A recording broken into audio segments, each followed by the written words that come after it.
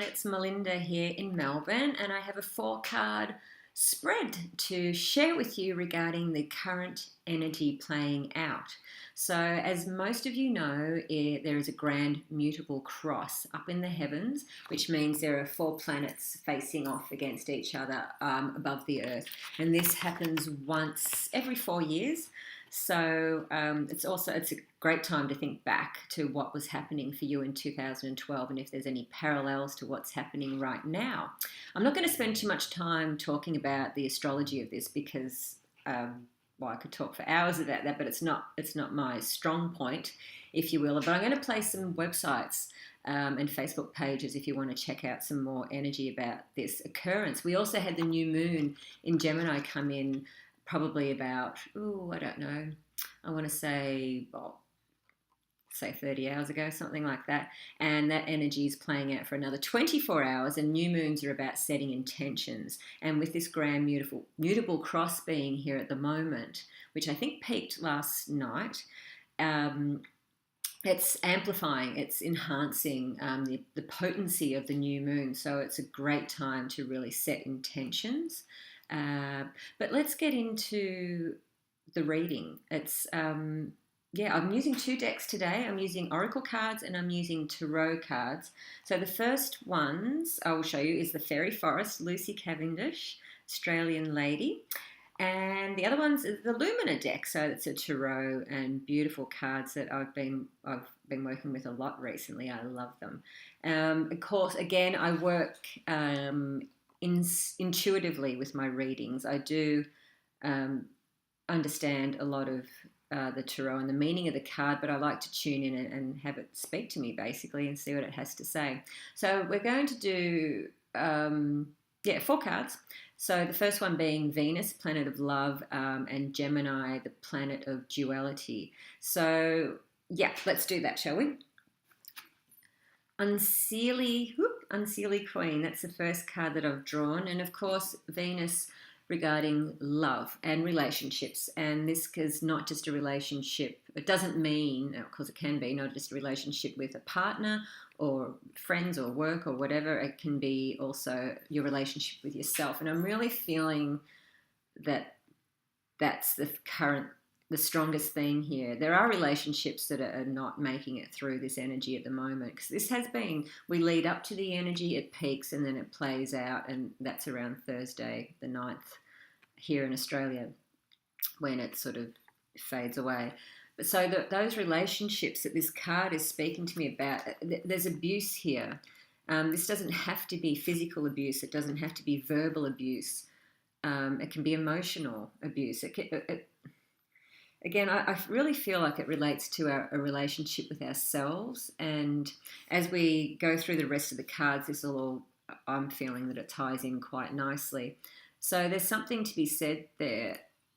This is not a time to be making decisions. So if this resonates with you on a personal relationship or business, don't do anything until at least Thursday or Wednesday if you're in the Northern Hemisphere.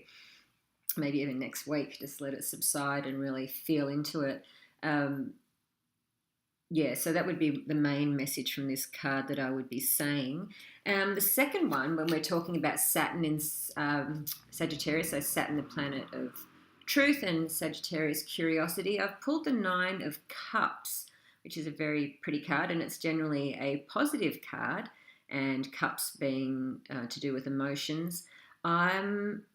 And of course, every card has a positive and a negative, reversed meaning. And even though I drew this as upwards, I'm actually tuning in, and I'm not really getting the positivity from this. I'm getting,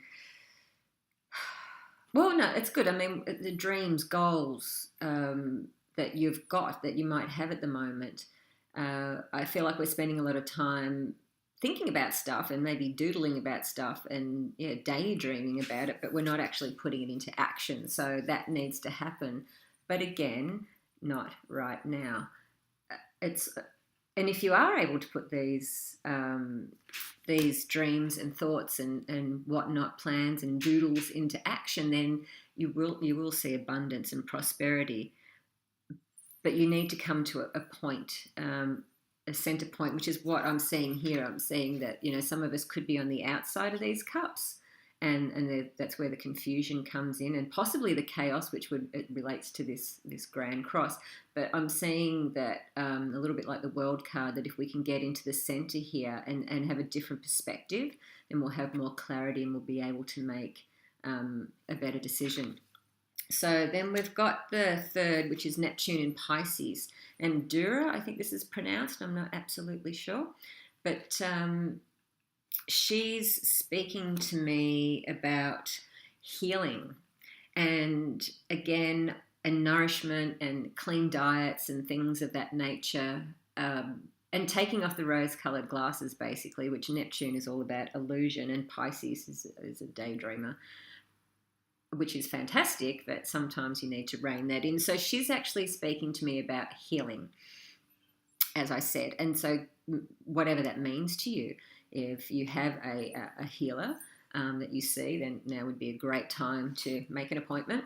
If you heal through, through walks through the nature, swimming, exercise, as long as it's not really strenuous, something that's more, something that makes your soul sing. If you want to climb into bed for the day and read fabulous books and eat healthy food, then that would be amazing. But try and stay away from processed food. I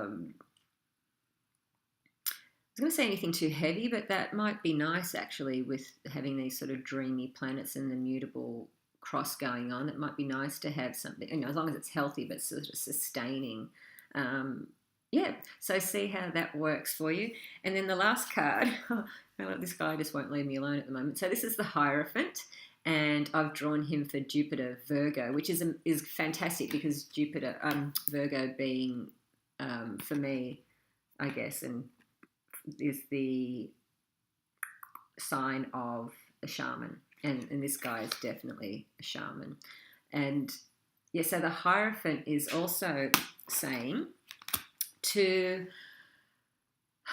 look outside structured realms for answers, for understanding, for knowing, which means, rules and regulations. We live in a society where, there's a rule for everything. There's a certain way of doing things. And some of us, we follow this blindly because it's easy and we don't have to think, basically. And the Hierophant's asking you to say, really, is this working for me? Is this system working for me? Maybe not. You've got to get out of this area and get down into the heart space and ask yourself those questions. This is, even though it is a little bit chaotic at the moment and we are being told to go with the flow and it is all over the place, and this is a time where major happenings happen, all of these cards here are asking us to go within, and that's always a good thing.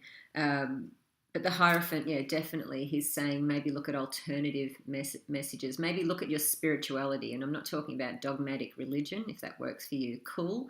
But this is other alternatives. And, we have everything that we need within, and this is a great time to be able to access that.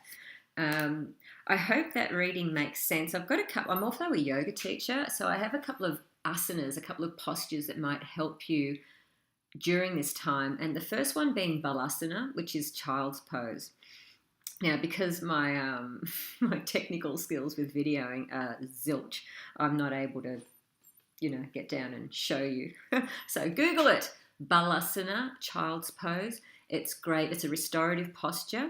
Make sure you're doing child's pose, balasana, and not prayer, because in balasana, we're relaxing the shoulders, which I feel like a lot of us feel like they're carrying a lot of weight on the shoulders. So this is great for that. And you're also in this position, you will be stimulating the third eye, which is your intuition, the pineal gland. So that's one, if you're feeling a little bit overwhelmed and just if you're feeling a little bit overwhelmed and not in tune. The second posture would be Tadasana, which is mountain pose.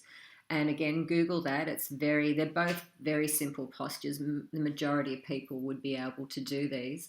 Tadasana will ground you, will connect you to the earth.